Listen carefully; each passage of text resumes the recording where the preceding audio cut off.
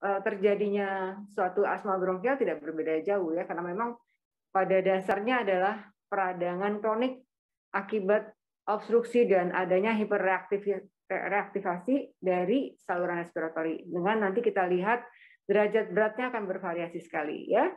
Jadi entry pada anak itu biasanya dengan batuk kronik berulang pada saat awal menjadi pemikiran kita untuk penelusuran ke arah asma. Slide. Kita lihat semua penyakit akan ditelusur dari mulai anamnesis. Jadi penting sekali kan harus menggali anamnesis, bagaimana pendekatan batuk, bagaimana pendekatan sesaknya, dan bagaimana faktor alergi yang mendasari. Ya, jadi kita lihat nanti slide berikutnya.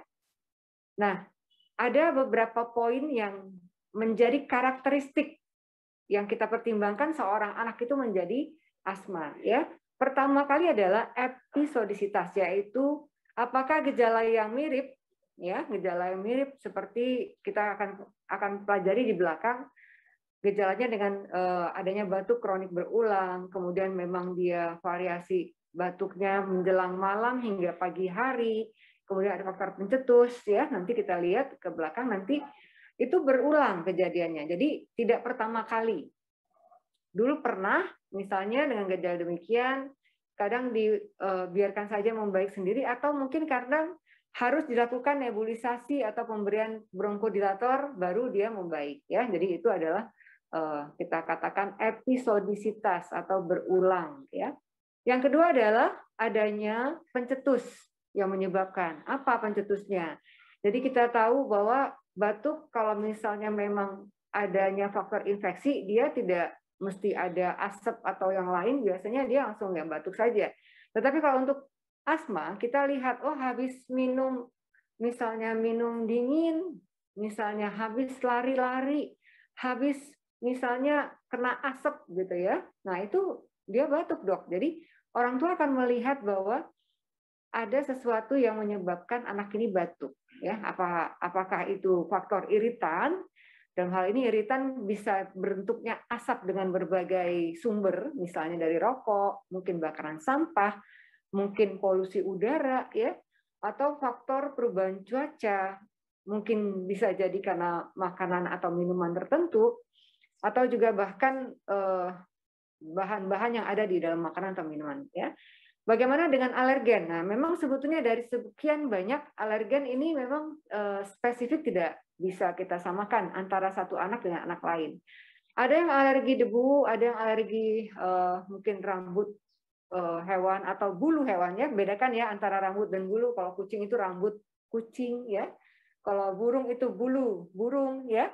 Jadi hal-hal tersebut kita akan melihat bahwa nih kalau dia habis dari misalnya bermain di taman bunga ya. Bermain di taman bunga itu ada apa? Serbuk sari ya, mungkin dia habis itu sesak, bisa jadi dari serbuk sari atau bahkan dari rumput-rumputan ya. Ada beberapa yang memang menyebabkan alergen pada seorang anak, tapi yang paling banyak adalah kalau di Indonesia debu atau tungau debu rumah ya. Jadi memang patokan kita kadang-kadang mengevaluasi dari faktor lingkungan terkait di rumah atau di kamarnya, apakah ada hal tersebut ya yang mendasari menjadi pencetus seorang anak menjadi asma. Kemudian bisa jadi karena virus ya, ataukah karena infeksi lainnya yang memang anaknya ada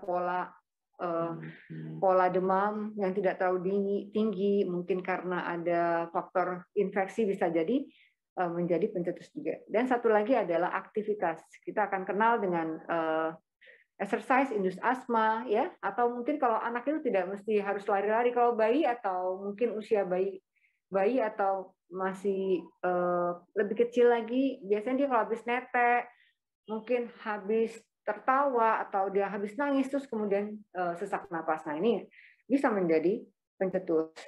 Lanjut.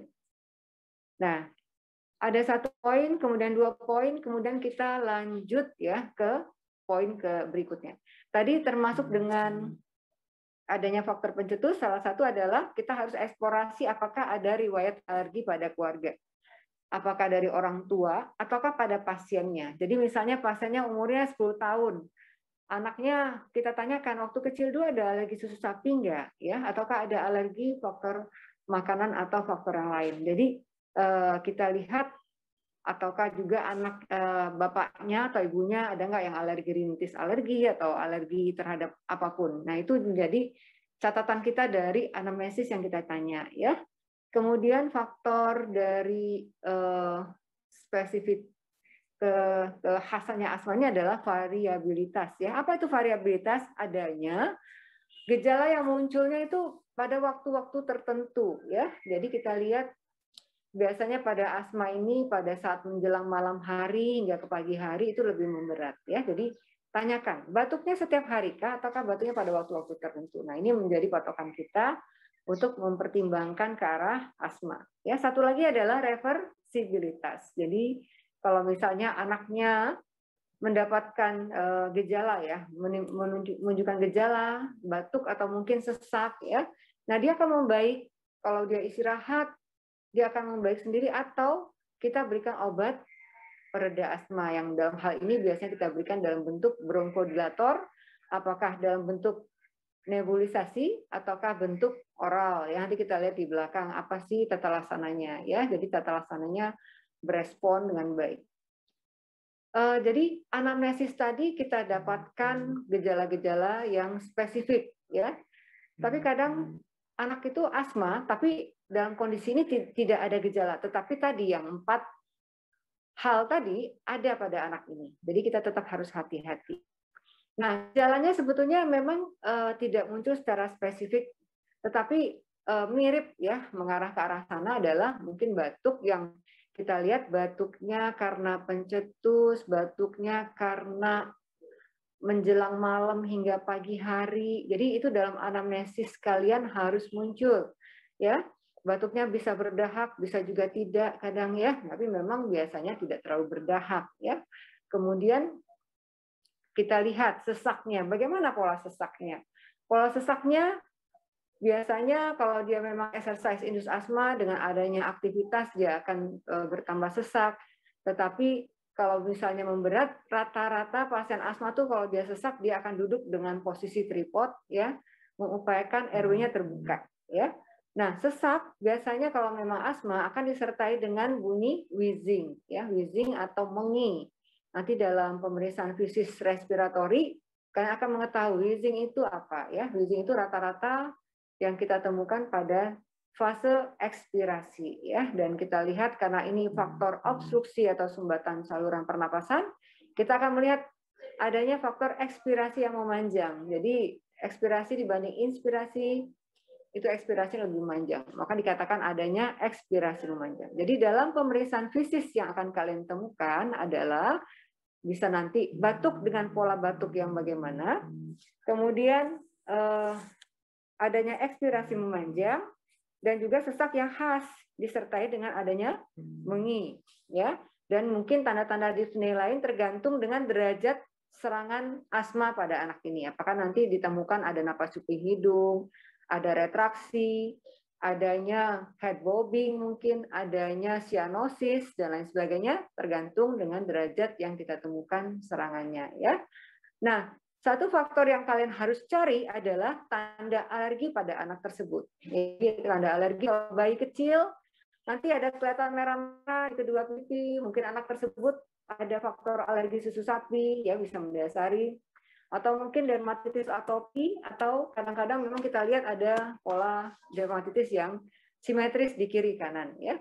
Nah, kita lihat pada gambar foto yang anak perempuan di atas, itu kita lihat adalah sebetulnya kalau kita lihat fasiesnya khas. Ini anak-anak dengan fasies adenoid ya. Biasanya memang anak-anak dengan adenoid yang cenderung muda membesar ya. Kita lihat mulutnya setengah terbuka ya, karena memang apa? Hidungnya tersumbat oleh kelenjar adenoid ya. Satu lagi kita akan lihat allergic sinner ya. Allergic sinner itu ya kita lihat ada di bawah matanya, dan kemudian kita akan melihat simian kris. Simian kris di mana bisa? Simian kris itu di antara di antara ujung puncak hidung dengan ini ya, simian kris. Dan biasanya kalau anak ini kita lihat, kita perhatikan, mungkin ada tambahan satu lagi adalah dia suka melakukan pengusapan ya. Jadi namanya allergic salute ya. Jadi dia tuh gatel hidungnya sebetulnya. Jadi digaruk-garuk kayak gini ya. Jadi kalau kita melihat dari seorang anak itu terlihat seperti itu, nah hati-hati, ini ada faktor alergi. Ditambah lagi kalau kita mau buka mulutnya, tampak lidahnya seperti ini, ya. Ini bukan sariawan ya. Ini yang namanya geographic tongue yang pada anak alergi juga bisa ditemukan, ya. Jadi ini adalah beberapa gejala yang tidak semua pasien asma ada sebetulnya, ya. Tidak semua pasien asma ada, tetapi kalau kita melihat anak ini seperti ini gambar ini, kemudian dia ada batuk dan gejala-gejala yang mengarah asma, perhatikan, problem asma itu kan di saluran napas bawah. Sedangkan problem-problem yang tadi, yang misalnya ada pembesaran kelenjar adenoid, ada problem-problem mungkin yang mengganggu saluran napas atas, itu akan terkait. Ya, nanti akan kalian belajar di kemudian hari, ada kaitan asma dengan rinitis alergika. Jadi pengobatannya tidak hanya ke satu sisi asma saja, tetapi berbarengan dengan mengobati rinitis alergikanya, sehingga kedua penyakit tersebut akan terkendali. Ya, kita lanjut ya. Nah, sebetulnya pemeriksaan penunjang yang akan kita berikan pada seorang anak itu tidak berbeda jauh dengan orang dewasa. Kita akan melakukan uji fungsi paru. Dalam hal ini, alat yang ada di Indonesia itu memang kebanyakan bentuknya spirometri. Ya, spirometri rasanya nanti akan ada skiletnya spirometri, ya, yang di sudut atas itu adalah anak perempuan dengan prosedur spirometri. Ya, anak-anak bisa dilakukan spirometri dengan anak-anak yang sudah mungkin bisa diperintah ya, karena memang dia harus melakukan penghisapan kemudian langsung hembuskan kencang-kencang. Nah itu kita lakukan. Satu lagi adalah satu alat uji fungsi paru yang sederhana yang memang ya paling tidak kita coba periksakan juga pada anak, yaitu peak flow meter. Ini sebenarnya peak flow meter yang di bawah itu adalah alat yang memang sebetulnya hanya melihat satu ya force expiratory volumenya saja sebetulnya ya. Satu dari pemeriksaan uji fungsi paru yang ada secara lengkapnya di spirometri. Ini boleh kita lakukan pada kondisi-kondisi pasien yang mungkin akut untuk mengevaluasi awal, atau nanti akan digunakan sebagai alat pada saat kita memberikan controller ya, obat-obat untuk mengontrol asma pada seorang anak yang kekerapannya sering ya, yang sudah sering kali muncul serangan atau batuknya.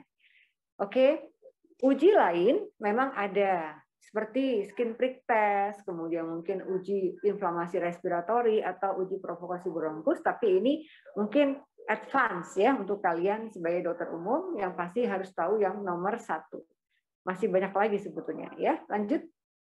Nah, selain asma ya, itu kita harus menyingkirkan diagnosis banding. Ya, memang kadang-kadang kalau kita katakan batuk kronik, semua batuk kronik itu kembali batuknya harus betul-betul spesifik. Tetapi kita juga mesti tahu bahwa yang namanya batuk lama ini kan harus hati-hati juga dengan TB ya. Kadang evaluasi batuk juga kita cari apakah ada problem di sinus paranasalis yang kadang-kadang batuknya juga menjadi batuk yang kronik ya gitu, seperti itu. Kita akan juga mengevaluasi ronsen dada apabila memang pasien ini sudah lama sekali dan tidak terkendali ya. Mungkin ada problem lain yang mesti kita cari ya. Dan pemeriksaan-pemeriksaan lain. Yang penting memang kita tidak menyingkirkan diagnosis banding, tetapi kita melihat apakah diagnosis banding penyakit yang kita tegakkan nanti ada kaitannya dengan asma. Salah satunya apa? Misalnya ada tadi rhinosinusitis ya, rhinosinusitis. Jadi kalau kita lihat foto sinus, oh ternyata problem asmanya jadi sulit membaik karena sinusitis ya. Jadi seperti itu. Oke, next. Nah, ini adalah kriteria diagnosis asma. Kita dapatkan gejala yang spesifik ke arah asma yang dengan catatan tadi berulang, kemudian ada faktor pencetus, kemudian ada variabilitas, dan kemudian adanya reversibilitas. Ya, tadi ada 4 tas kalau kita bilang ya. Nah, kalau dari sisi gejala kita lihat batuknya seperti apa. Ya, batuknya tadi batuk yang khas ya dengan adanya variabilitas menjelang malam hingga pagi hari. sesak napas yang mungkin disertai dengan wheezing, kemudian rasa dada tertekan, atau memang produksi sputum yang susah keluarkan, ya. Nah, jadi karakteristiknya kita lihat, ya. Hal-hal tersebut harus spesifik gitu ya. Jadi ada gejala dan bagaimana sih gejala tersebut, ya. Nah, bagaimana untuk pembuktiannya? Kita lakukan spirometri atau uji-uji yang lain. Ya, di sini nanti akan di skill lab spirometri bahwa kita akan membuktikan bahwa seseorang itu terkena asma dengan melihat bagaimana gambaran obstruksi saluran respiratori dengan apa? Nilai FEV1-nya rendah. Ya, nanti ada nilai FEV1 namanya. Ada nilai FEV1 per FVC, ya. Kemudian nanti ada setelah dilakukan setelah dilakukan spiro pertama, kemudian dinebulisasi, ya. Setelah dinebulisasi baru dilakukan spirometri yang kedua. Jadi ada istilahnya pre dan post nebulisasi. Nanti kita akan lihat berapa peningkatan FEV1-nya. Kalau hasil FEV1-nya di atas 12%, oke, ini ada tanda reversibilitas yang positif dari spirometri. Ya, lebih dari 12%. Jadi ada uji fungsi yang dilakukan sebelum dinebu dan sesudah dinebu, ya. Dan lagi kalau kita mau lihat dari variabilitas, ini kita menggunakan pixelometer bisa, ya. Jadi perbedaan rata-rata harian dari fungsi tersebut ya lebih dari 13%. Nah, ini ada satu uji provokasi, namun memang pada anak kita harus hati-hati ya, karena kadang-kadang bisa jadi shock. Nah, ini juga bisa dilakukan. Tetapi sebenarnya tidak semuanya harus dilakukan, ya. Kita melihat salah satu saja dari prosedur pemeriksaan penunjang yang menunjang ke arah tersebut. Jadi kita udah bisa diagnosis asma, ya, menurut kalau kita bilang terkonfirmasi ya asmanya. Lanjut. Nah, bagaimana kalau kita sulit ya melakukan diagnosis asma pada anak? Ini adalah alur yang diberikan yang kadang-kadang memang dengan alat sulit untuk mendiagnosis asma pada anak. Kita lihat dari slide berikut. Lanjut. Nah, tadi kita lihat tampilan gejala dan karakteristiknya. Kita akan pertimbangkan apakah bisa dilakukan spirometri atau dengan pixelometer atau tidak. Kebanyakan pada anak itu tidak gitu ya. Karena apa? Anak yang bisa melakukan penghirupan dan penghirupan dan hembusan yang kuat itu paling anak-anak di atas 7 tahun, gitu, 6 tahun, 7 tahun. Di bawah itu kita tidak bisa melakukan ya. Sebetulnya ada namanya body plethysmograph, itu bisa juga, atau kondisi pemeriksaan fungsi paru yang lain. Jadi kita kadang-kadang nggak bisa ke arah kanan gitu ya. Jadi kalau misalnya ke kanan spirometrinya nggak bisa gitu ya. Tadi kita udah tayangkan bahwa ada hasil yang spesifik ya dari spirometri. Kita terpaksa masuk ke yang tidak tersedia dulu ya. Jadi anak ini kita berikan bronkodilator atau beta 2 agonis. Ya, salah satunya mungkin salbutamol. Kita berikan dengan dosis yang sesuai dan kita lihat apakah selama 3-5 hari ini membaik atau tidak. Ya. Kalau misalnya dia membaik, ya, artinya ada respon. Tapi kalau tidak membaik, nah kita pertimbangkan mungkin bukan. Ya. Kita lanjut ke bawah dulu. Nah, masih jalur yang tadi. Nah, kalau dia membaik ada respons, ya. Nah, ada respons, artinya tanda panah ke kiri adalah asma. Tapi setelah kita evaluasi, oh ternyata tidak berespon dengan baik, udah dikasih salbutamol. Kita coba tambah steroid sistemik, steroid oral biasanya, steroid minum, ya. Apakah isinya prednisolon ataukah metilprednisolon? Kita kasih dikombinasi dengan salbutamol, lihat efeknya 3-5 hari. Kalau ada perbaikan, oke, ini benar-benar asma, bronkial pada asma, ya. Nah, kalau misalnya memang tidak, artinya kita harus cari, ya, itu ada tanda panah yang ke atas, apa sih gitu kan, penyebab anak ini batuknya seperti ini atau sesaknya seperti ini. Naik ke atas lagi. Nah, jadi kita mungkin mencari diagnosis banding. Bisa kita pertimbangkan, oh mantuk, oh ronsen, oh pemeriksaan CT scan dan lain sebagainya. Ya, jadi seperti itu ya. Jadi kolom jalur tengah itu bisa kita lakukan pada anak-anak dengan obat pertama dengan bronkodilator, kemudian respons tambahan dari steroid ya pada anak untuk menentukan apakah asma atau tidak. Oke, lanjut. Nah, sekarang pasien dengan asma itu sebetulnya kembali ya tadi mengapa ada pemeriksaan penunjang untuk menyingkirkan diagnosis banding dan juga pemeriksaan penunjang yang menentukan adakah komorbid atau penyakit yang menyertai ya pada seorang anak asma. Banyak sekali ya sebetulnya kita lihat ya. Jadi kita harus singkirkan satu-satu ya. Tapi kalau kita terangkan satu-satu nih ya panjang ya, besok kali ya. Kita lewat saja ya. Nah, jadi yang paling sering, nah ini juga banyak ya. Tadi sebelumnya. Nah, kita lihat mungkin bisa dari faktor infeksi atau alergi, bisa jadi dari karena ada obstruksi, mungkin masalah anatomi, ya. Lanjut, bisa jadi karena bronkusnya yang memang ada problem atau mungkin organ lain yang mirip-mirip gejalanya seperti asma, ya. Oke. Asma akan kita klasifikasikan, ya, klasifikasikan. Tetapi untuk diagnosis ini tidak masuk dalam diagnosis, tetapi pendekatannya akan menjadi penting berdasarkan umur. Karena ada usia di bawah 5 tahun dan ada anak di atas 5 tahun. Untuk di bawah 5 tahun tuh ada spesifik pembagian asmanya. Karena apa? Mungkin ada beberapa kondisi yang tidak bisa kita terapkan seperti anak di atas 5 tahun. Ya, lanjut.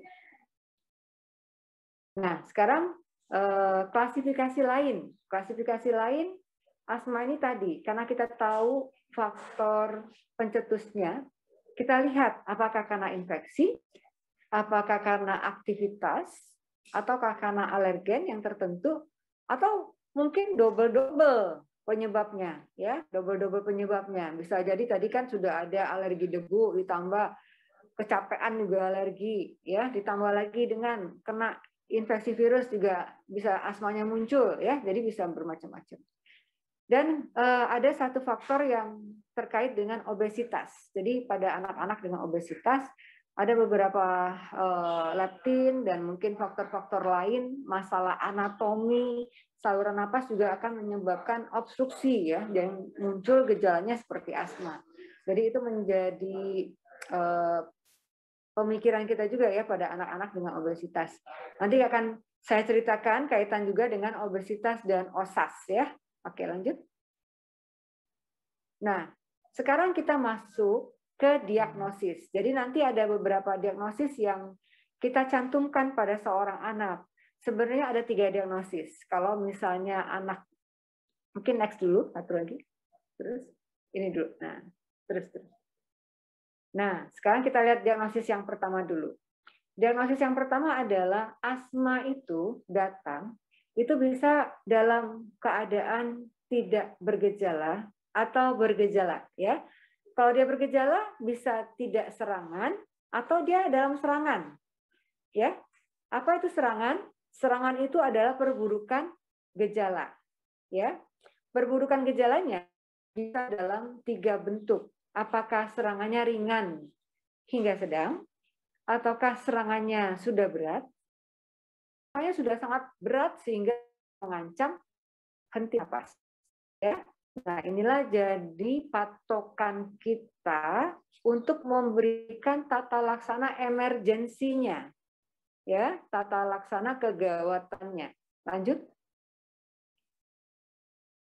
Lanjut dulu. Nah, ini lanjut dulu. Lanjut dulu. Nih, serangan. Oke, jadi serangan asma tadi artinya kita tahu tadi gejala-gejala awal disertai dengan perburukan gejala, ya. Jadi memberat gejalanya. Lanjut. Kita harus segera mengatasi serangan tersebut, ya. Lanjut. Nah, jadi ini faktor yang terjadi pada asma, jadi pastinya ada pencetus yang menyebabkan patogenesisnya menjadi bronkokonstriksi, odemukosa dan sekresi yang berlebihan akan mengakibatkan obstruksi dan akhirnya bisa terjadi kondisi sampai dyspnea dan kondisi yang berat. Kita lanjut aja. Ya. Oke, lanjut. Nah, ini ya, kita akan melihat bahwa asma datang, ya. Jadi ada pasien dengan gejala asma datang, nilai adakah serangan tersebut pencetusnya apa, dan tentukan derajat asma dan segera atasi. Tentukan apakah ringan sedang, apakah berat, apakah ancaman henti napas. Ya, kita lanjut. Apa itu serangan ringan, sedang, berat, atau henti napas? Ini ya, patokan kita ini. Ya, patokan kita ini adalah melihat gejala yang ada pada seorang anak tersebut. Apakah anaknya bisa ngomong dalam kalimat, jadi misalnya saya sedang sesak. Itu dalam satu kalimat ya. Atau dia dalam kata.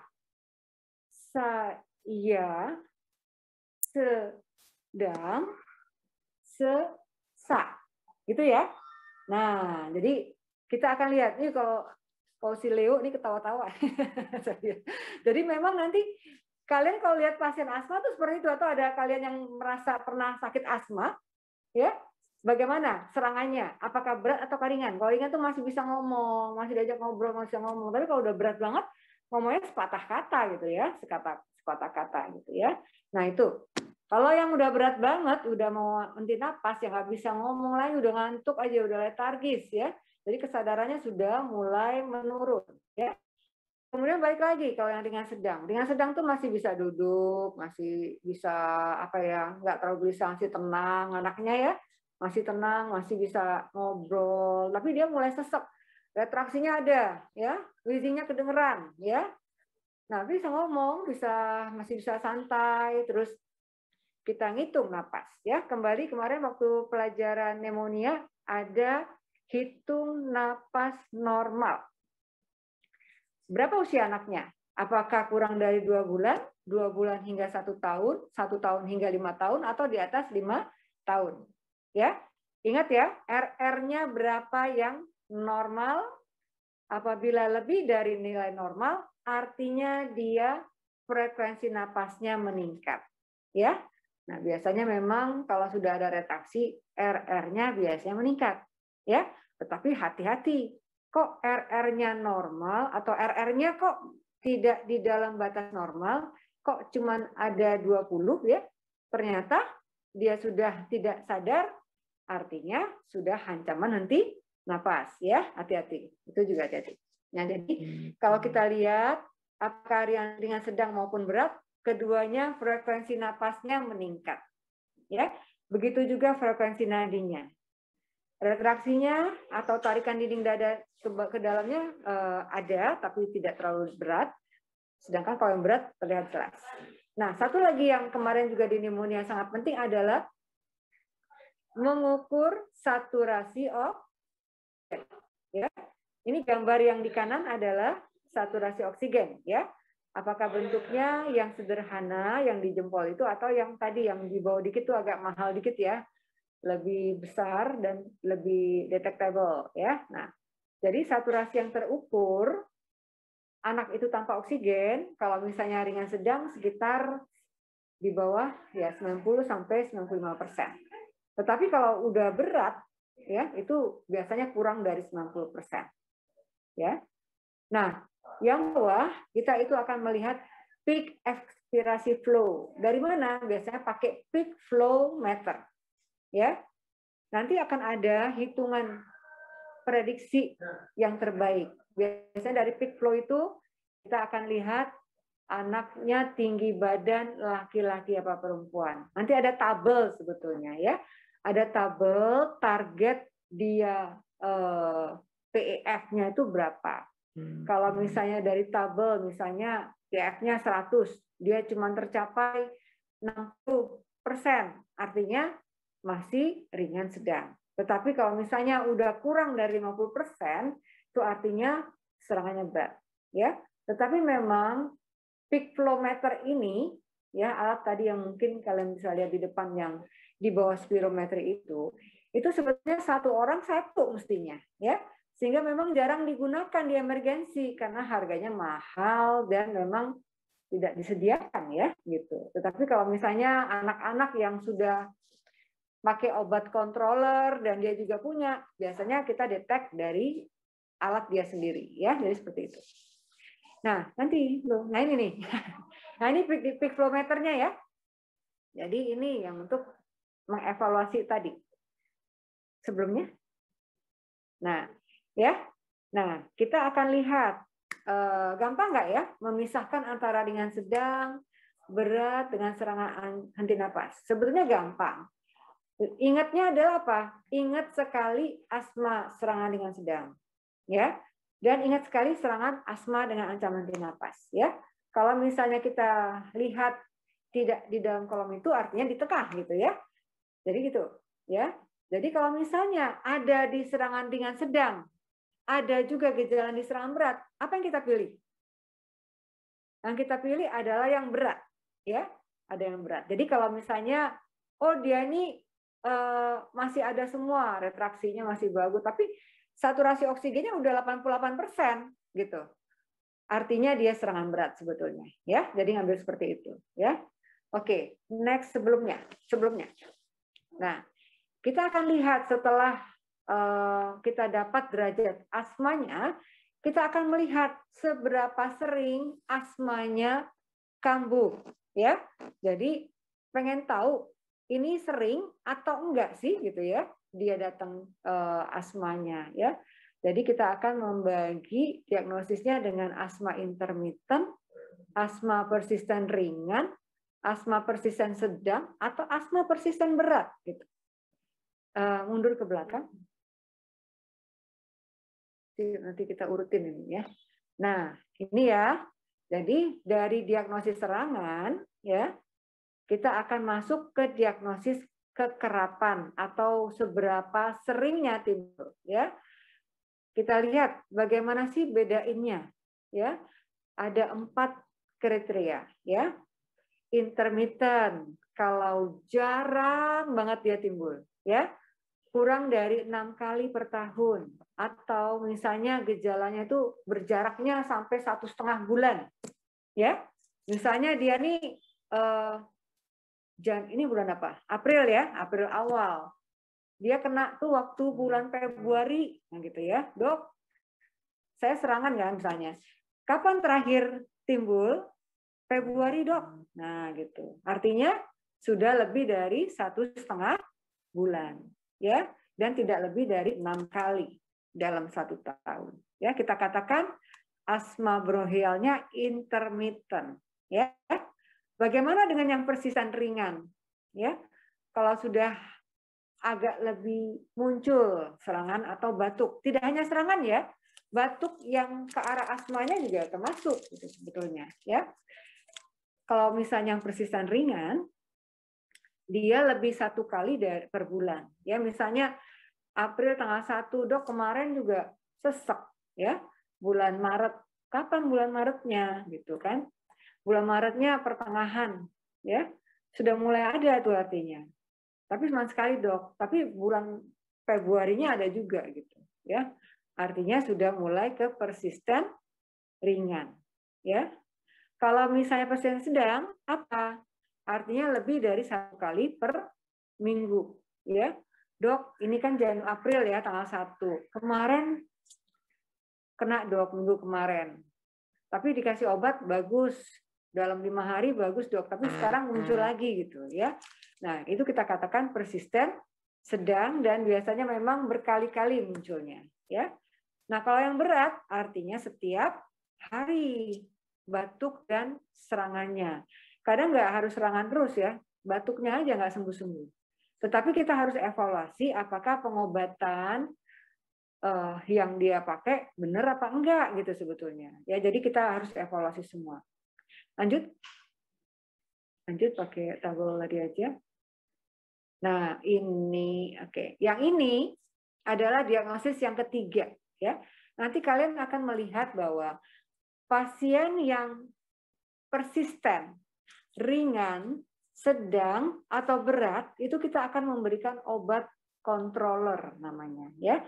Jadi asma itu nanti ada 2 macam obat. Apakah dia dikasih obat pereda ya dalam bentuk salbutamol untuk mengatasi batuk dan gejala-gejala serangannya, ataukah memang karena sudah terjadi inflamasi kronis, terjadi remodeling dari saluran napas yang kita akan nilai dari kekerapannya, ya, yang terdiagnosis dengan tadi intermittent, persisten ringan, apakah sedang ataukah berat.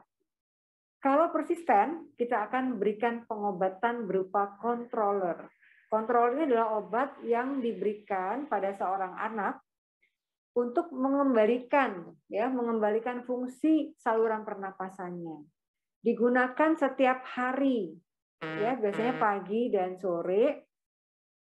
Minimal kalau dia terkendali 3 bulan atau 12 minggu. Ya, tapi kalau tidak terkendali mungkin akan divariasikan dosis dan jenis obatnya. Ya, nah kita akan lihat kalau dia sudah pakai obat-obat controller, ada diagnosis tambahan. Ya, apakah terkendali, artinya sudah membaik dengan controller, ataukah terkendali sebagian, ya, artinya memang belum begitu membaik, ataukah tidak terkendali, ya.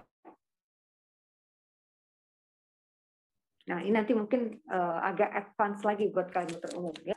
Lanjut. Oke. Nah, ini sambil lewat tadi jam berapa sekarang? Lanjut. Terus lanjut ya. Oke, nah stop. Nah, ini adalah tadi dokter katakan persentase dari peak flow meter ya.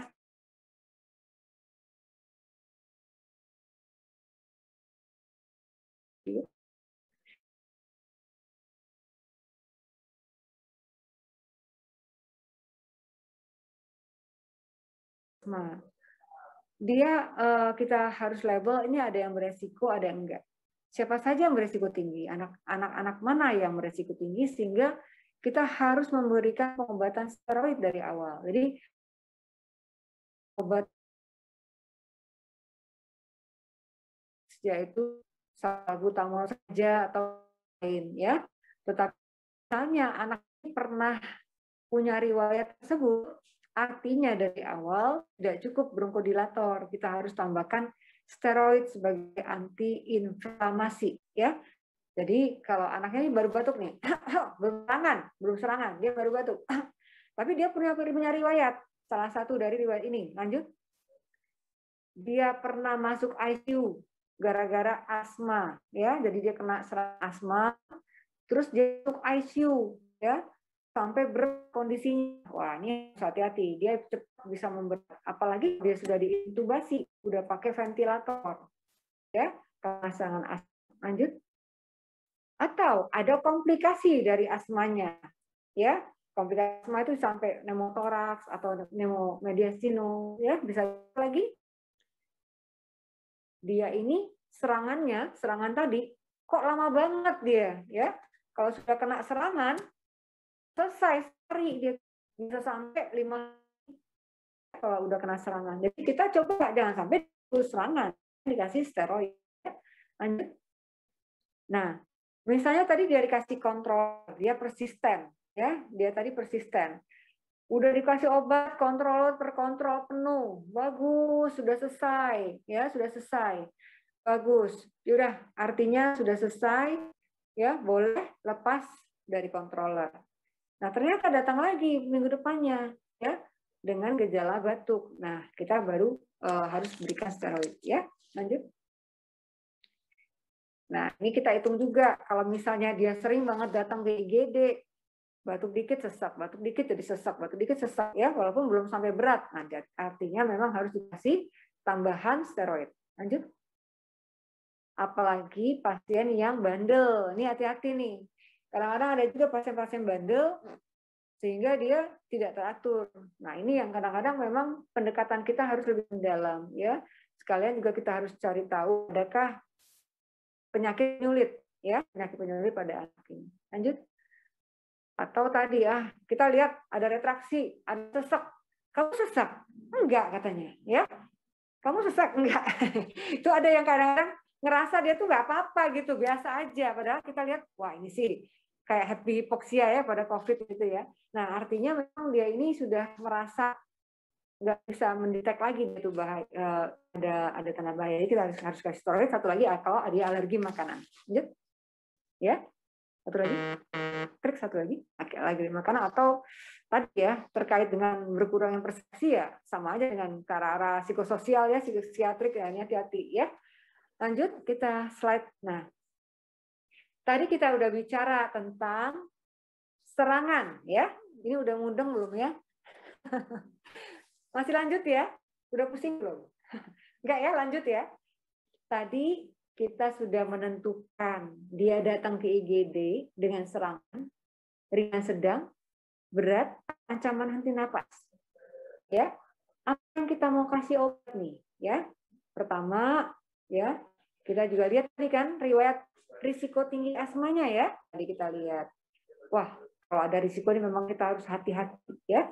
Jadi kalau misalnya datang kondisinya masih aman dengan serangan ringan sedang, ya kita berikan obat bronkodilator. Biasanya kita kasih salbutamol. Ya. Salbutamolnya bisa dengan nebulizer, ya, atau kita katakan nebulisasi. Nanti kalian ada skill lab tentang nebulisasi, ya. Apa sih alat nebulisasi itu? Ada yang pernah mungkin sakit asma sehingga pernah pakai nebulisasi, nebulizer? Pernah kali ya? Ada ya? Nggak ada. Nggak ada. Oke. Jadi kalau di asma ini kita akan mengenal beberapa alat, ya, alat yang biasa pada asma dewasa maupun anak adalah nebulizer, ya. Jadi nanti mungkin ada gambar nebulizernya ini nanti, ya. Nanti nebulizer, jadi ada obat dimasukkan ke dalam cupnya, kemudian nanti disambungkan ke mesinnya, nanti akan ditaruh di sini, ya, sungkupnya obatnya di sini, nanti akan dihembuskan dengan tekanan atau nanti ada sistem yang dengan getaran, ya. Nah itu akan mengeluarkan uap obat, ya. Sekali lagi kita harus katakan ini uap obat ya, bukan asap ya. Jangan katakan itu asap karena orang-orang kadang-kadang ada petugas kesehatan bilang itu diasapi gitu ya. Padahal bukan asap itu yang keluar. Yang keluar adalah uap ya, uap obat. Karena apa? Tidak ada bakar gitu ya, tidak ada pembakaran. Jadi uap obat. Kenapa dibuat uap? Karena agar partikel obatnya kecil, kurang dari 5 mikron sehingga masuk ke saluran napas sampai ke alveoli ya. Karena tujuannya adalah sampai ke alveoli. Ya. Kenapa dipakai obat yang dibuat menjadi uap ya? Uap dalam arti prosesnya jadi halus sekali ya. Nah, nanti kita akan lihat juga dosis untuk anak dan dewasa tidak berbeda. Karena apa? Obat yang nebulizer ini kenapa? Karena sama kayak kita sakit kulit ya. Sakit kulit dikasih salep. Sama nggak buat anak sama dewasa? Sama. Salepnya di area tersebut aja. Sama kayak asma. Asma itu kan daerahnya di paru-paru. Dengan nebulizer, obatnya langsung secara topikal kita bilang ke paru-paru. Sehingga langsung ke target organ. Sehingga dosisnya tidak terlalu besar dan cukup untuk target organ. Nanti akan berbeda kalau kalian minum salbutamol. Dosisnya harus lebih tinggi. Karena apa? Dia akan masuk ke lambung, kemudian diolah oleh lambung, baru tertransfer ke paru-paru. Ya, kadang-kadang efeknya juga ke jantung, ya, sehingga nanti bisa lebih terasa jantungnya lebih berdetak dibanding kalau diberikan obat yang hanya ke paru-paru seperti nebulizer ini. Ya, nanti kita lebih lanjut di skill nebulisasi, ya. Nah, jadi nanti bisa dalam bentuk nebulizer, nebulisasi dengan nebulizer atau dengan MDI. Apa itu MDI? MDI itu inhaler yang di spray, ya, inhaler, ya. Dan spacer. Apa itu spacer? Nanti ada spacer, ada alat penyambung, ya, alat penyambung. Nanti di skill lab akan kalian lihat, ya. Jadi nanti ada inhaler yang disemprot, ya, dengan alat penyambung. Aduh, kita bawa, ya. Nah itu. Nanti kita berikan nebulisasi, akan dilihat respon, ya, perbaikan dari gejala. Pastinya kita akan mengukur saturasi oksigen, kita akan menghitung RR-nya, kita akan menghitung heart rate dan nadinya, apakah membaik atau tidak. Ya, kalau membaik, ya, kita akan rencanakan pasien ini untuk rawat jalan dengan diberikan obat secara oral, atau bisa jadi kalau dia bisa pakai inhaler, pakai inhaler. Ya. Dan apabila dia ada berisiko tinggi, bawain steroid. Nanti ya, bawain steroid. Ya, seperti itu. Tapi kalau dia tidak membaik, ya, kita harus lanjut nebunya.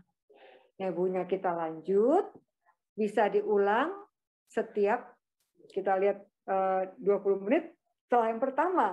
Kalau setelah 20 menit masih tidak membaik, obatnya tadi kita ganti, tidak hanya salbutamol, tetapi ada ipratropium bromid, ya. Nanti ada pelajari di berikutnya, ya. Nah, kemudian yang pasti memang steroid harus diberikan pada saat serangan, pada awal pun, ya. Dan jangan lupa sejak awal kita berikan oksigen. Karena tadi sudah saturasi 90 sampai 95%, ya. Jadi oksigen sudah terpasang sejak awal. Ya. Itu kalau yang ringan. Bagaimana kalau yang berat? Kalau yang berat sebetulnya kita boleh langsung memberikan salbutamol dan ipratropium bromid gitu. Sambil kita evaluasi, ya, apakah langsung kita berikan perawatan rencana lanjutnya dengan steroidnya yang kita suntikkan lewat enak biar lebih cepat, ya. Ada tata laksana yang terbaru apabila dia berat, selain steroid kita suntikkan, juga steroid kita berikan dalam bentuk nebulizer juga. Jadi ada combine antara steroid inhalasi yang dalam bentuk nebulisasi dan steroid yang disuntikkan secara sistemik, ya. Selain tata laksana nebunya, kita akan rutinkan dulu, ya. Biasanya kita evaluasi per tiap jam, nebu ulang, kemudian kalau sudah membaik, kita panjangkan 2 jam, kemudian panjangkan 3 jam, kita panjangkan 4 jam. Namun kita juga drip pengobatan dengan aminophilin, ya. Ini nanti mungkin kalian akan lebih memahami pada saat kalian koskaf alasan serangan. Tetapi kalau yang tadi yang berat adalah hancaman henti napas, artinya kita harus segera tata laksana berat ditambah dan perawatan di ICU. Ya, kita lanjut. Nah, jadi kalau di ICU artinya memang pengawasan yang lebih ketat, ya. Nah, jadi kita lihat di sini, kalau dia aman saja, kita boleh pulangkan dan selalu memberikan obat pereda dalam bentuk bisa oral ataukah inhaler ataukah bentuk lain, ya. Kalau tadi kita udah temukan serangannya, ternyata kita nilai derajat kekerapannya ada ke arah persisten, kita harus cek sudah dapat belum obatnya. Kalau sudah dapat obat, apakah obatnya sesuai dengan target pemberian?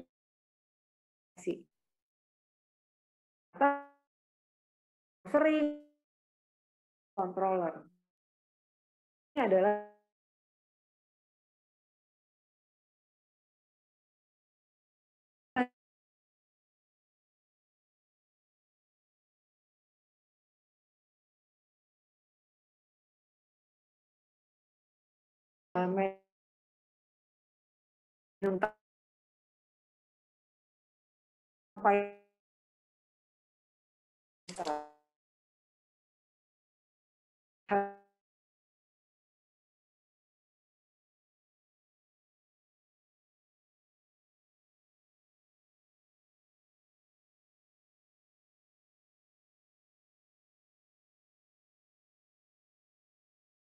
yang bawah adalah mesinnya, yang atas adalah anak yang sedang dilakukan nebulisasi, ya.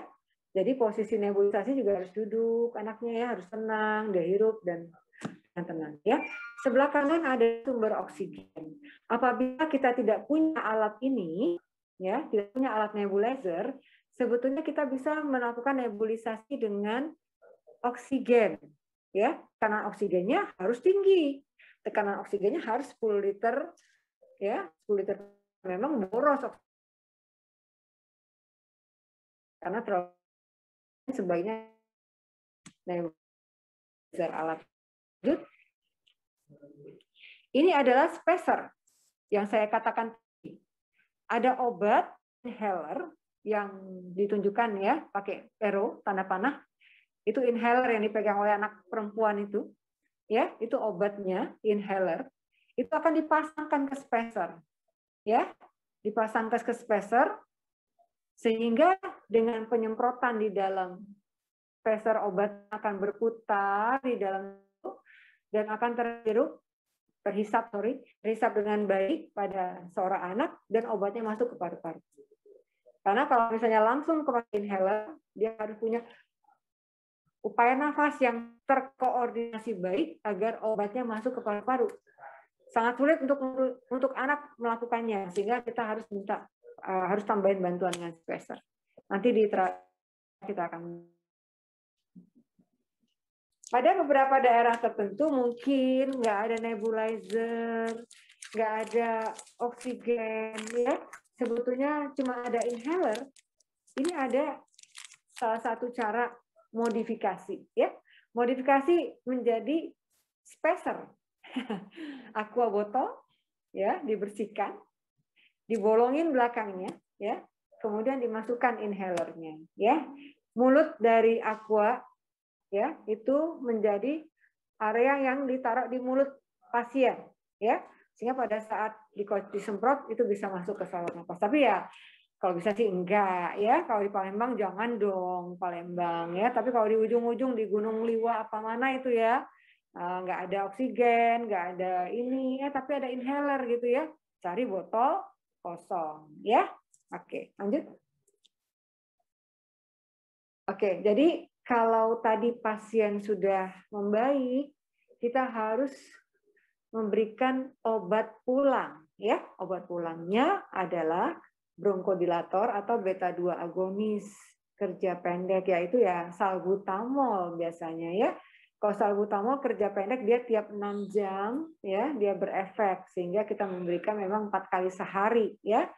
Nah, kita juga tambahkan steroid seperti yang tadi di alur, ya, dan nanti tidak perlu diturunkan karena kan cuma sebentar, ya, 3-5 hari.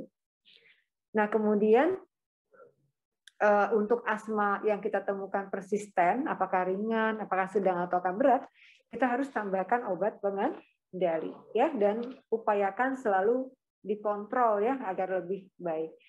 Dan yang penting adalah yang namanya obat asma itu bukan kita ngandalkan, Bu, udah diminum obatnya. Tidak, ya. Kita harus tahu apakah benar pakai obatnya. Ya. Kita minta peragain sama anaknya gimana cara pakai inhaler. Ya. Pakai inhalernya gimana, ya? Karena kadang-kadang, Dok, nggak sembuh-sembuh. Pas kita lihat obatnya nggak dipakai. Obatnya semprotnya ke sini, ke situ gitu ya. Nah, jadi harus pastikan ya bahwa benar-benar dipakai dengan tepat, ya. Nah, pastinya harus kontrol untuk terpantau, ya. Lanjut. Nah, ini kalau kita rawat tadi ya, nggak usah kita terangkan lagi ya. Jadi pasiennya kalau membaik bisa dipulangkan. Lanjut. Oke, ini dirawat inap. Tadi dokter sudah sampaikan ya, bisa dipelajari nanti. Sampai jam berapa? 10, 11 dong? 11.40. Waktu dokter nggak terlalu banyak lagi ya. Nah, jadi bentar. Sebelumnya. Nah, ini kan yang di ringan sedang, umumnya pada yang ringan sedang ya. Lanjut.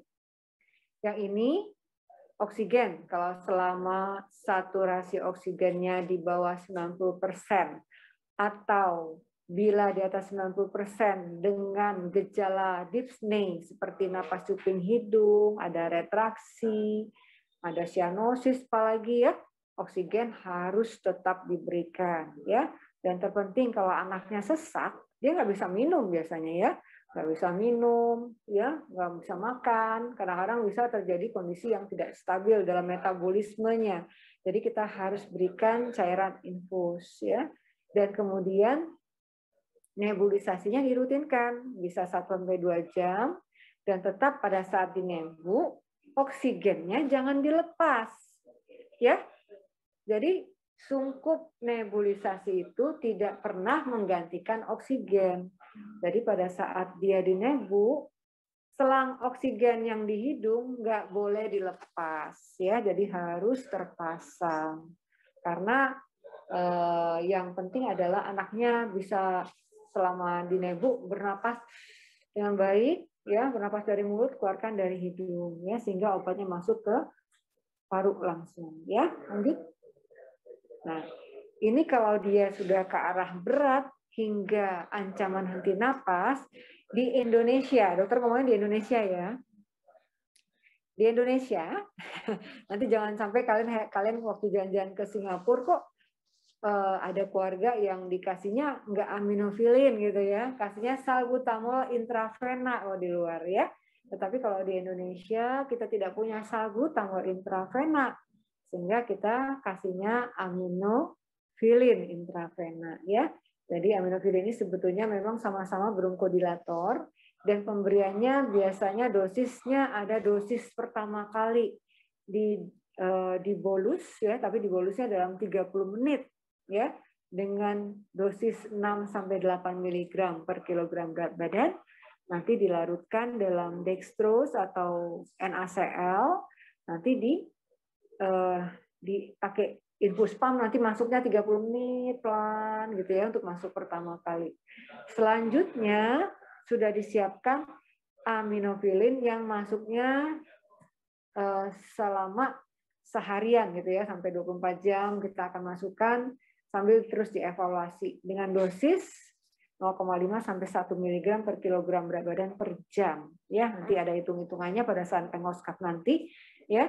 Jadi akan diberikan terus sambil aminofilinnya di drip, pakai syringe pump, infus pump apalah gitu ya, pakai alat untuk masuk secara kontinu dengan dosis yang tertentu. Nebulisasi tetap berjalan, oksigenasi tetap berjalan. Ada kondisi-kondisi yang lain, misalnya, ternyata ada infeksi bakteri, boleh tambahin antibiotik. Ada demam, panas, kasih yang parastamol. Jadi semuanya akan mengikuti gejala yang ada pada anak, ditambah lagi mungkin hasil-hasil labor yang mungkin menunjang. Ya, kalau di RSCM atau di fakultas, ya mungkin ada farmasinya bisa mengevaluasi, farmakologinya bisa mengevaluasi kadar aminofilin. Karena memang aminofilin ini kenapa tidak dipakai di luar? Sebetulnya ambang antara pengobatan dengan ambang keracunannya itu sangat tipis, ya. Jadi jangan sampai dia lebih di atas 20 mikrogram per mililiter di dalam darah, ya. Jadi kita kalau bisa memang dievaluasi. Tapi ya, alhamdulillah sih sejauh ini dengan dosis demikian, ya. Mudah-mudahan tidak terjadi keracunan atau intoksikasi ya. Lanjut. Nah, jadi kalau sudah ada perbaikan klinis ya, kita akan turunkan aminofilinnya, ganti dengan oral ya. Sebelum dipulangkan kembali kita kasih pengobatan dengan bronkodilator, dan kalau misalnya memang dia harus pulang, kita tetap bawakan steroid ya. Lanjut. Nah, ini sudah berat ya, ancaman henti napas, biasanya memang tata laksana di ruang ICU ya. Lanjut. Oke. Nah, tadi saya sudah sebutkan apa itu obat pereda, apa itu obat controller ya. Jadi tata laksana sekali lagi untuk asma, karena dia gejalanya adanya bronkokonstriksi, adanya ödem, dan adanya sekret yang berlebihan di saluran pernapasan, kita harus kasih obat yang bisa mengatasi ketiga proses tersebut ya. Obatnya apa? Obatnya beta 2 agonis kerja pendek ya, atau kita katakan ya bisa bronkodilator dengan berbagai macam, ada salbutamol, ada prokaterol, ada nanti lain-lain ya. Nah, ini Orang tua harus tahu obatnya. Lanjut. Ya, ini ada beberapa obat yang bentuknya bisa oral, bisa inhaler, bisa nebulizer, bisa dalam bentuk yang lain. Ya, lanjut. Nah, kadang-kadang memang dikombinasi pada saat serangan biasanya memang ipratropium ini akan membantu untuk mempercepat kerja ya dari beta 2 agonis ya. Lanjut. Nah, tambahan untuk mengatasi perbaikan gejala adalah steroid yang otomatis memang mengupayakan mengatasi peradangan ya akibat dari proses tersebut ya. Nah, kalau untuk steroid biasanya memang kita harus batasi pemberiannya, nggak boleh lama ya, lebih dari 5 hari itu hati-hati. Karena kadang-kadang bisa menjadi efek ya kalau udah berlangsung lama ya. Lanjut. Ini juga aminofilin pada pasien-pasien yang kondisinya berat dan ancaman henti napas. Lanjut. Adrenalin, pengganti dari nebulisasi sebetulnya. Kalau misalnya di puskesmas tersebut tidak ada nebulizer, nggak ada oksigen untuk memberikan nebulisasi ya, adanya cuma adrenalin. Nah, adrenalin ini bisa kita berikan, tetapi yang memang mesti hati-hati sebagai persiapan saja sebelum kita merujuk ya. Ada dosisnya. Adrenalin 1 ampul itu 1 cc ya. Biasanya kita akan menghitung anaknya misalnya 10 kilo. Artinya kalau 10 kilo dengan dosis 0,01 mililiter per kilo cuman ambil 0,1 satu strip ya, disuntik secara IM. Kalau anaknya 10 kilo. Kalau anaknya 20 kilo, diambil cuma 0,2 cc adrenalin disuntik secara IM. Tapi ada dosis maksimal, nggak boleh lebih dari 0,5 mililiter ya untuk disuntik sebagai menggantikan pengobatan serangan ya. Lanjut. Nah, kalau dengan aminofilin tidak tetap terkendali, emang ada pilihan lain yaitu MGS4. Itu kalian ketahui saja ya. Kita juga di RSMH baru 1 atau 2 pasien kita berikan magnesium sulfat karena tidak terkendali dengan aminofilin. Lanjut. Nah, ini sudah ada di dalam guidelines UKK respirologi, ada tambahan steroid inhalasi terutama pada anak dengan serangan berat ya atau serangan ancaman henti nafas sudah kita kombinasi. Lanjut. Nah, pada anak ya kita tidak menyarankan pemberian mukolitik atau pengencer lendir, pengencer sekret. Karena apa? Kalau dia encer sekretnya tapi tidak bisa mengeluarkan, otomatis itu akan memperberat kondisi asma pada seorang anak. Apalagi dalam rekomendasinya tidak kita berikan pada anak usia di bawah 2 tahun. Ya. Terus, nah ada beberapa obat yang harus hati-hati. Karena apa? Seperti antihistamin, obat tidur, ya, obat sedasi itu ya, itu harus hati-hati karena dengan masuknya obat tersebut seperti antihistamin itu melengketkan sekret ya, tapi kalau lengket nggak mudah keluar tambah sesak dia. Obat sedasi ya ngantuk-ngantuk padahal anaknya harus diberi asupan cairan yang cukup. Itu juga akan memperberat dehidrasi. Apabila kita temukan adanya faktor infeksi, kita harus berikan antibiotik. Ya, ini boleh ya pada beberapa kondisi dan kasus. Lanjut. Oke, jadi pada seorang anak dengan gejala spesifik ke arah asma, kita harus menggali anamnesis dan mencari riwayat penyakit pada pasien dan keluarga dan melihat secara spesifik gejala yang dimunculkan. Dan kalau memang bisa dilakukan pemeriksaan penunjang, kita lakukan pemeriksaan penunjang seperti spirometri yang terpenting untuk mengevaluasi hasil dari variabilitas dan reversibilitas ya kalau kita lihat dari seorang anak dengan gejala asma ya. Penting sekali kita mengajarkan kepada orang tua agar kenal dan juga anak tersebut kalau udah agak besar ya. Kalau mulai dia batuk kayak gini hati-hati nanti bisa jadi serangan. Hati-hati ada anak dengan faktor resiko harus ditambahkan steroid pada saat dia mulai batuk dan mulai Jangan sampai timbul serangan berat ya. Dan lagi kita harus tahu kalau anaknya memang sudah perlu menggunakan controller, artinya label persisten sudah ada pada anak ini, sehingga kita harus berikan pengobatan dengan controller ya. Yang pasti seorang anak dengan asma dia harus kontrol dengan tepat dan juga tahu pencetus apa yang menyebabkan dia muncul batuk dan serangan sehingga harus dihindarkan. Kembali ada 4 pengobatan pada asma. Pertama adalah penghindaran pencetus. Kedua adalah penghindaran pencetus. Ketiga adalah penghindaran pencetus ya. Keempat adalah baru pengobatan asma ya, sehingga pengobatan dengan menghindarkan pencetus itu menjadi penting buat pasien asma kita. Oke, selesai. Terima kasih untuk materi. Coba terima kasihnya kembali. Materi selanjutnya saya akan masuk ke satu materi tentang obstruksi sleep apnea sindrom pada anak. Ya, ada yang mau ditanyakan tentang asma dulu? Silakan.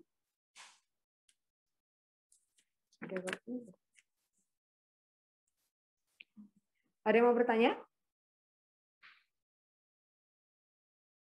Dok, maaf, boleh izin bertanya, Dok? Boleh. Stop share. Jadi saya Caroline dari Agama 2019.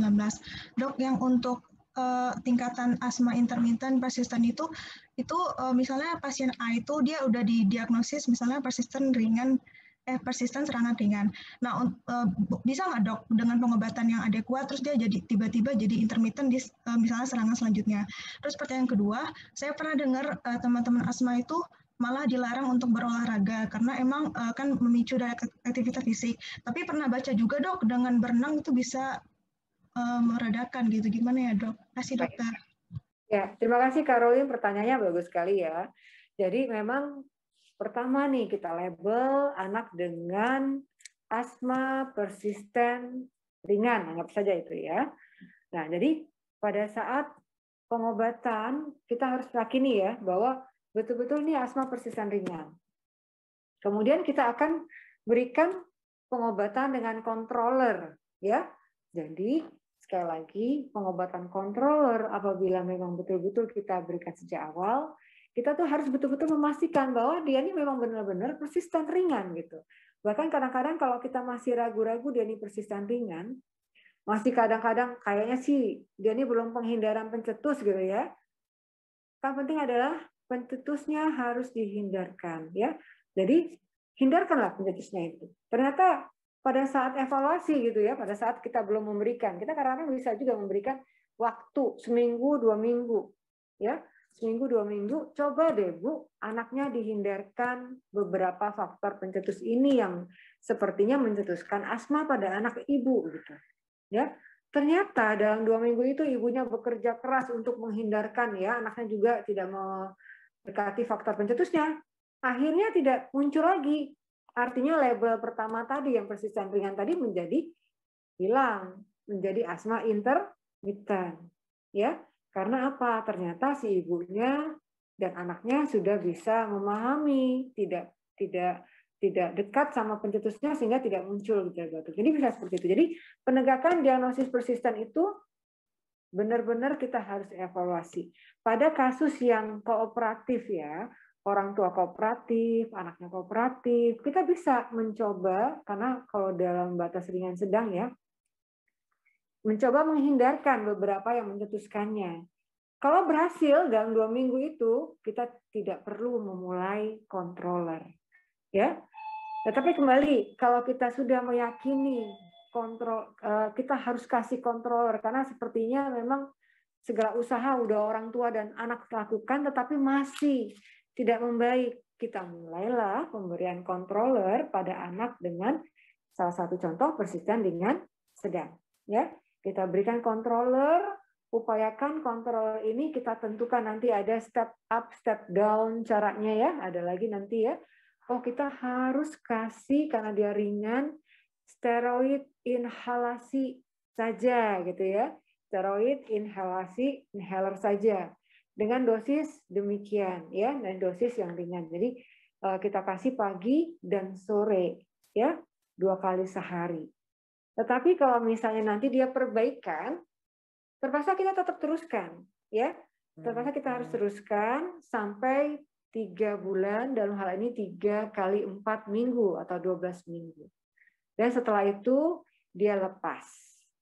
Ya, dia lepas. Tapi tadi Caroline tanyakan, apakah apabila dia pakai controller, namun ternyata intermittent sepertinya.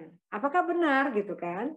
Makanya tadi intinya adalah sejak pertama kita betul-betul pastikan bahwa dia ini benar-benar persisten ringan atau sebenarnya intermittent gitu ya. Dengan cara kalau orang tuanya dan anaknya kooperatif bisa kita upayakan coba dong hindari ya 2 minggu ini. Tapi kalau tidak kooperatif sekali lagi tadi kan ada tuh faktor risiko. Ya, ada faktor risiko yang menyebabkan jadinya akan tidak terkendali. Kita kasih aja langsung controller ya dengan dosis yang sesuai 2 kali sehari sampai 12 minggu dan bila selesai ya, tapi tetap dipantau. Itu untuk pertanyaan nomor 1 ya, Caroline. Yang kedua, tadi penghindaran pencetus ya.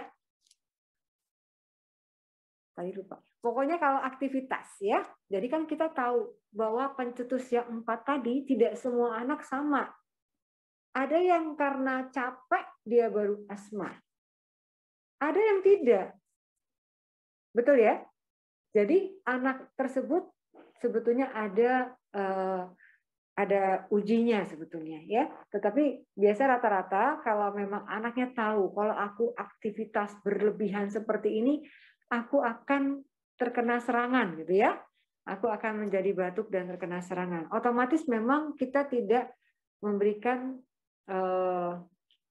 aktivitas yang berlebihan. Dia tetap boleh beraktivitas, tapi pada batas-batas yang aman buat anak tersebut. Sehingga kembali lagi ada uji provokasi bronkus di mana tadi dia nanti ada tarik nafas. Jadi ada ya aktivitas yang kita tes ya seberapa dia tahan seperti itu. Tapi bahkan orang-orang asma ada yang mungkin exercise tapi bisa dikendalikan, itu ada sistemnya. Kamu tahu pesepak bola? Kok saya lupa? David Beckham itu pasien asma, tapi dengan kondisi yang sudah disesuaikan gitu ya. Dia melakukan ya pemberian bronkodilator dan lain sebagainya sehingga dia tetap bisa beraktivitas. Dalam arti kita harus tahu sampai berapa aktivitas anak itu akan mampu sehingga tidak timbul gejala asmanya. Sehingga memang olahraga yang meningkatkan fungsi paru sangat dianjurkan pada pasien asma. Apa saja olahraganya? Otomatis olahraga pernapasan. Ya, bisa dalam bentuk macam-macam. Mengapa berenang itu dianjurkan? Karena ritme berenang itu kan teratur.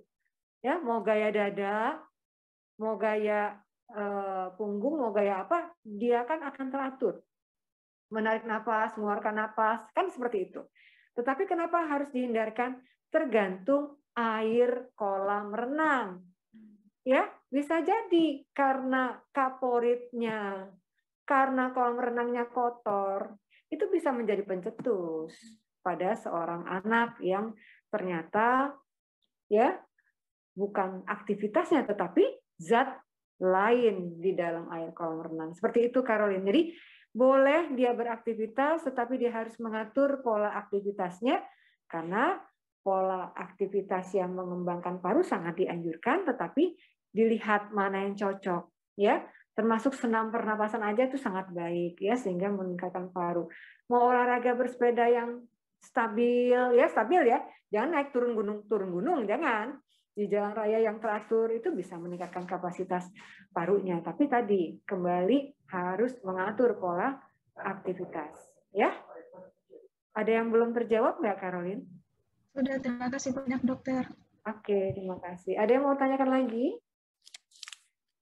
Karena waktunya sangat terbatas, kita lanjut ke materi kedua ya. Nanti boleh kalau mau japri ke dokter, mau tanya tentang sesuatu, dokter kasih nomor telepon dokter ya. Ada yang mau tahu nomor telepon dokter? Nanti saya kasih ya. di akhir kuliah. Ini kuliah dokter yang terakhir, nanti satu materi anak TB dokter Aruf ya. Sudah belum? Belum ya. Oke. Nah, sekarang mungkin ini bukan kompetensi 4 buat kalian ya. Tetapi ternyata obstruksi sleep apnea pada anak itu menjadi penting. Karena apa? Suka tidak terdiagnosis. Dan nanti efeknya kemana? Ke hipoksia saat tidur. Dan hipoksia saat tidur ini akan mengganggu ya sebetulnya aktivitas anak pada saat bangun. Oke, lanjut. Nah, saya bayangkan kalau kalian mungkin nggak terbayang bahwa mendengkur pada saat tidur itu harus diterjemahkan sebagai normal atau tidak normal. Ya, kalau mendengkur, kalau kita katakan kalau bahasa Inggrisnya snoring ya, snoring, bukan stridor. Snoring atau mendengkur pada seorang anak atau pada dewasa pun gitu ya, nggak hanya anak saja, itu normal apa tidak normal? Kalau normal, terdengarnya hanya sedikit. Tidak normal apabila kalau dari luar kamar terdengar keras.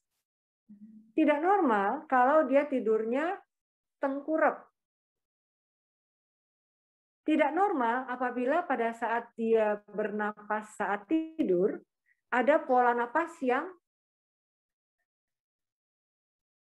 pelan, kemudian cepat napasnya, kemudian stop. Kemudian gelagapan, terus bernapas lagi.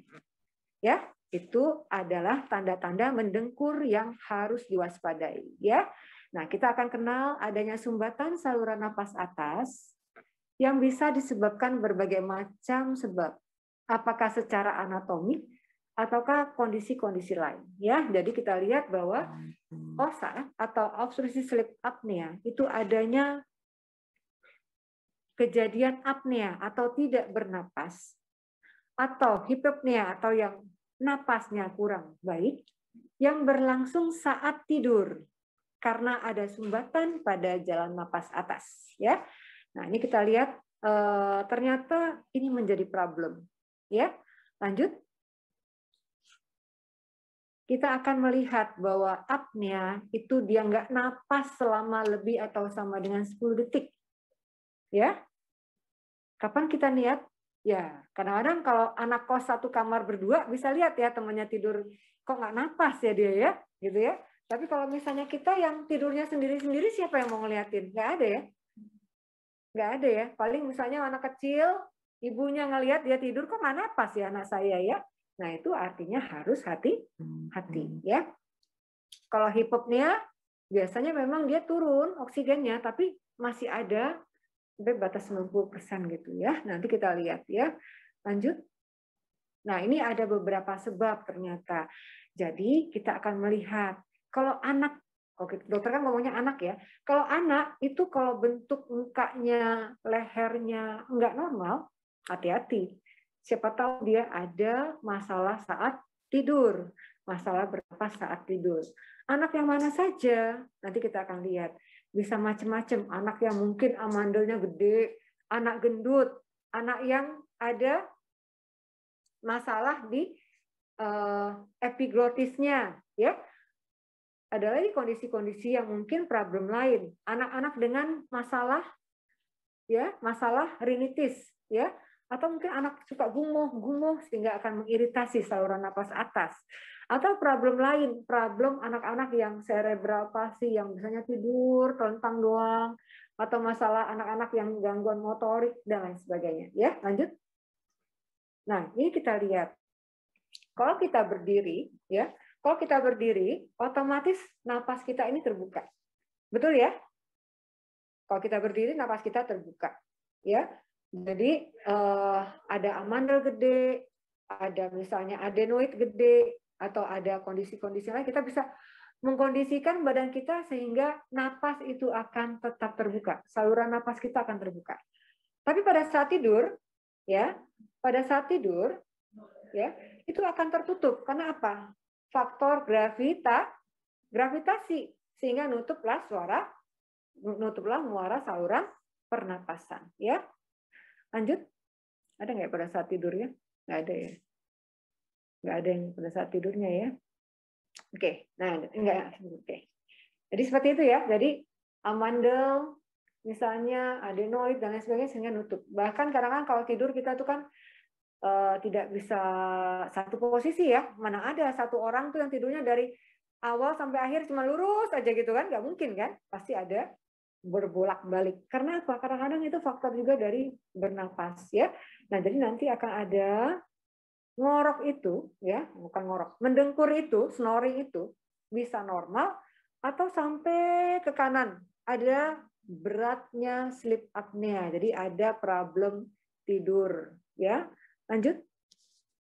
Nah, jadi kalau kalian melihat ada seseorang yang mendengkur, pastikan dengkurnya itu normal atau tidak normal ya. Kalau normal itu paling cuma 3 kali seminggu kalau normal.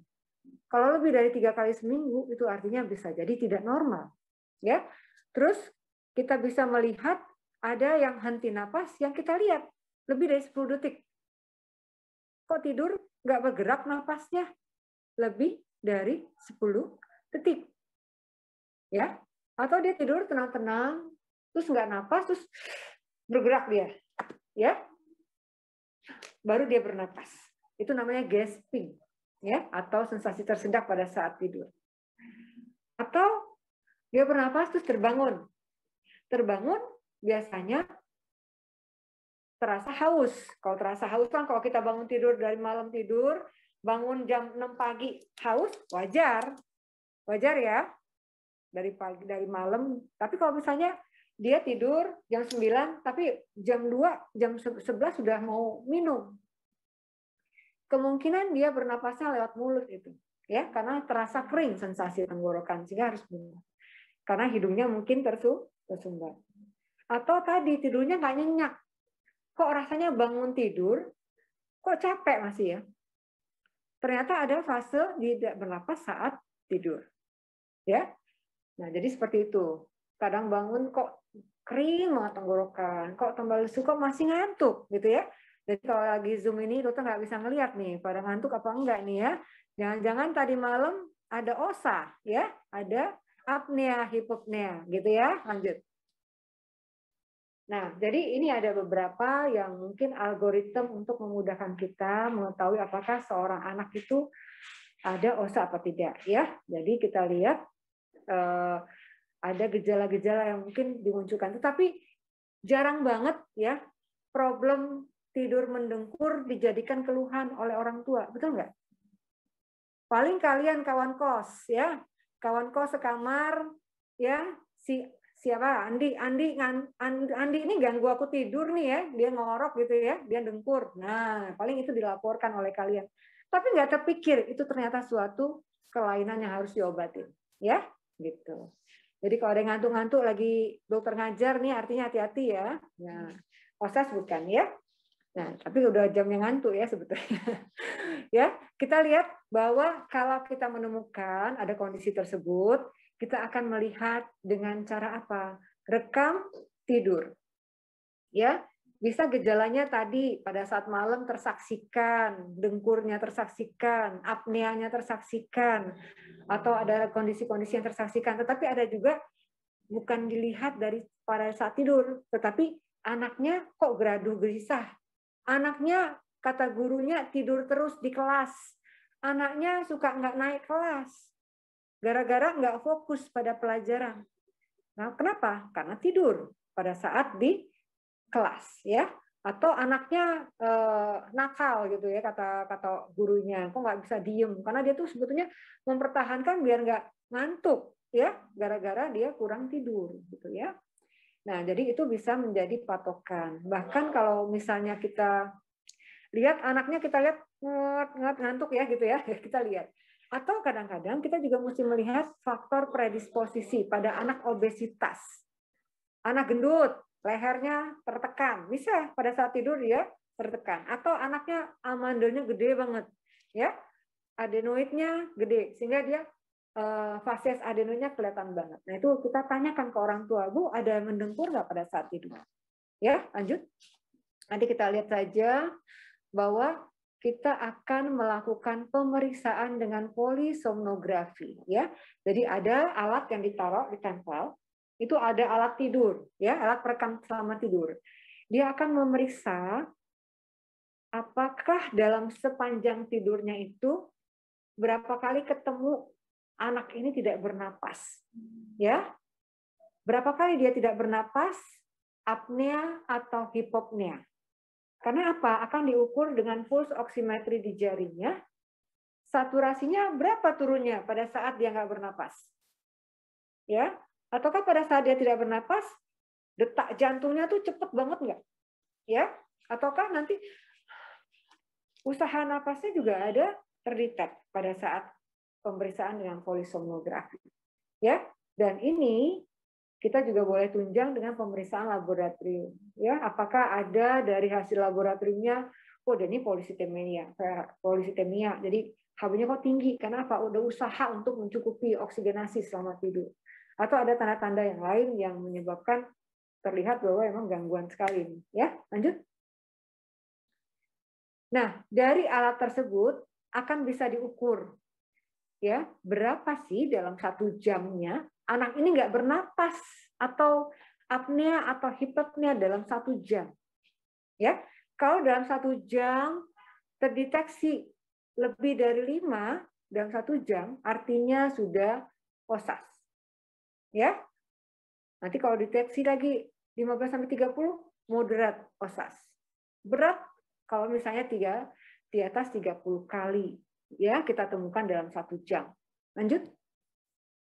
Nah, ini yang kalau dia tidur, ya. Jadi kita lihat problem penyebabnya apa. Kalau gendut, diturunkan gendutnya. Ya, kalau ada amandel gede, boleh dioperasi. Ya, kalau misalnya memang kontur, misalnya masalahnya kecil dagunya, artinya operasi plastik. Ya, gitu ya. Jadi apa nih sebabkan? Ya, jadi seperti itu. Lanjut. Kalau misalnya kondisi-kondisi penyebabnya nggak bisa kita perbaiki, atau sambil memperbaiki kondisi penyebabnya. Misalnya tadi anak gendut, kan lama tuh nurunin berat badan anak, ya. Sambil nurunin berat badan anak, tetap kita lakukan pengobatan. Dengan apa? Namanya CPAP. Ya.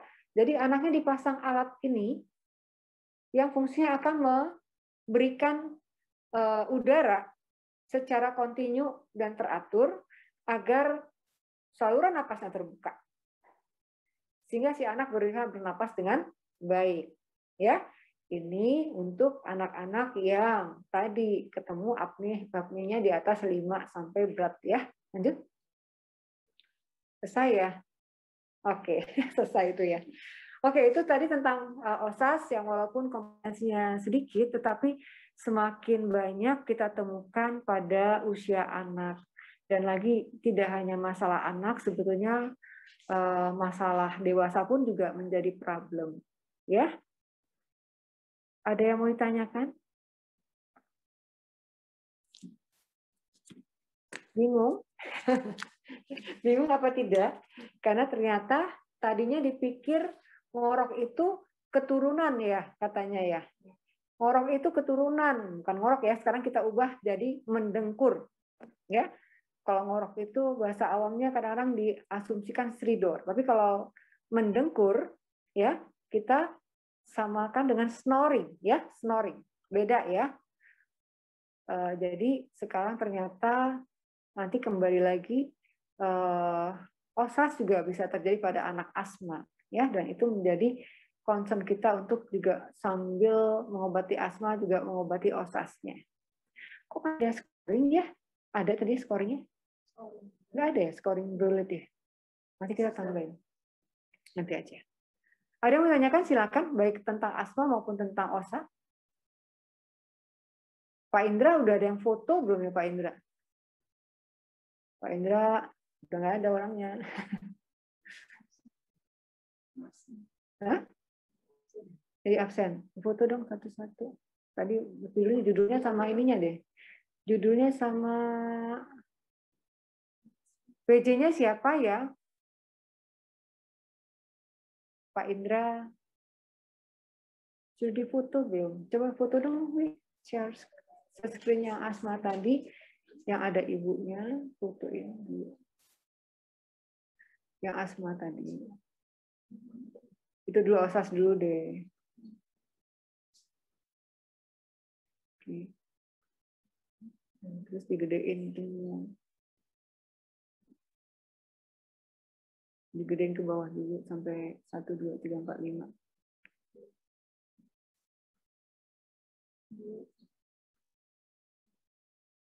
Tarik ke bawah.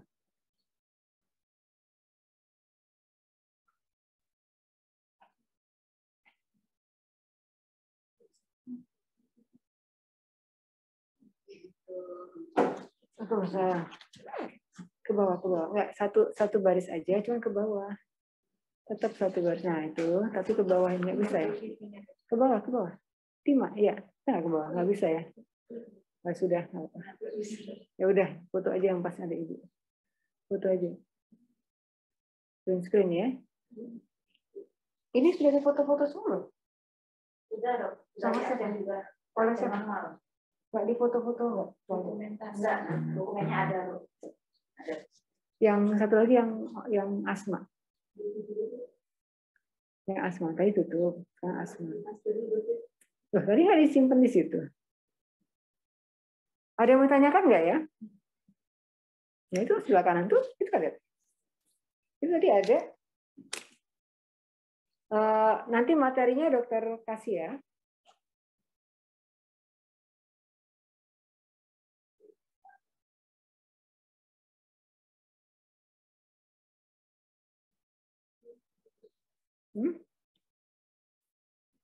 Dilihat oleh mereka nggak?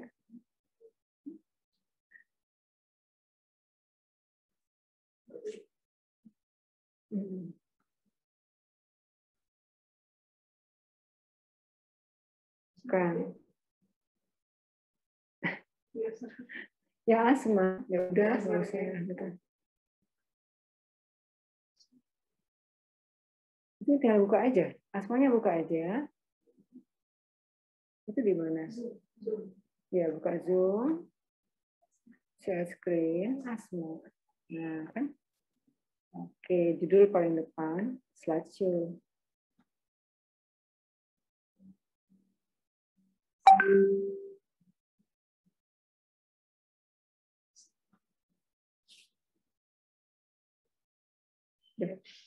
Sudah. Oke. Udah ya? Udah disimpan dulu tadi. Udah disimpan tadi. Oke, kalau tidak ada lagi yang bertanya, semoga materinya bermanfaat ya. Nanti kita memang akan mengenal penyakit anak, penyakit dewasa ya, dan memang pendekatannya juga sedikit berbeda. Satu lagi mungkin banyak penyakit yang mungkin kompetensinya cuma 2 atau 3, 2 atau 1, tapi kadang-kadang sangat penting juga buat kalian untuk tahu ya. Kalau tidak ada lagi, saya tutup ya. Wassalamualaikum warahmatullahi wabarakatuh. Waalaikumsalam. Terima kasih dokter. Terima kasih dokter.